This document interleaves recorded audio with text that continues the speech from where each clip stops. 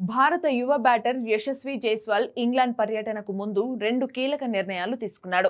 తన professional career ప్రారంభమైన Mumbai cricket జట్టును వీడదామని భావించిన యశస్వి గోవాకు మారిపోతున్నట్లు ప్రకటించాడు. ముంబై క్రికెట్ అసోసియేషన్ నుంచి ఎన్ఓసీని కూడా పొందాడు. మళ్లీ ఏమైందో తెలియదు. కొద్ది రోజులకే ముంబైని వీడటం లేదంటూ యూటర్న్ తీసుకున్నాడు. దీంతో క్రికెట్ వర్గాలు ఒక్కసారిగా షాక్ కు గురయ్యాయి. అయితే తాజాగా దీని వెనుక రోహిత్ శర్మ ఉన్నట్లు తెలుస్తోంది.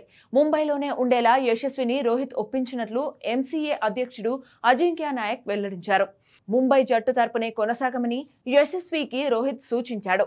అంతర్జాతీయ క్రికెట్లో ఈ స్థాయికి చేరుకోవడానికి ముంబైయే కారణం. ఇలాంటి జట్టు తరపున ఆడే అవకాశం ఉండటం గౌరవంతో కూడుకున్న అంశమని యశస్విని ఒప్పించాడు. రంజీల్లో 42 సార్లు విజేతగా నిలిచిన టీం ముంబై. స్టార్ క్రికెటర్ గా ఎదగడానికి ఓ ప్లాట్ఫామ్ గా ఈ జట్టు సాయపడిందనే విషయాన్ని మరవకూడదని రోహిత్ వివరించాడు.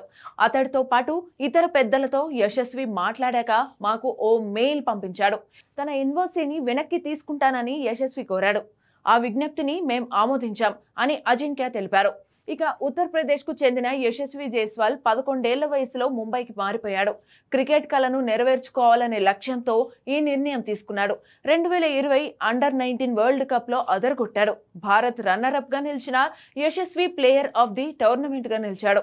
దేశవాళీలో ముంబై తరపున విజయ్ హజారే ట్రోఫీలో డబుల్ సెంచరీతో వెనక్కి తిరిగి చూడలేదు. టీమిండియాకు ఎంపికైన తర్వాత సంచలన ప్రదర్శనతో ఆకట్టుకుంటోన్న సంగతి తెలిసిందే.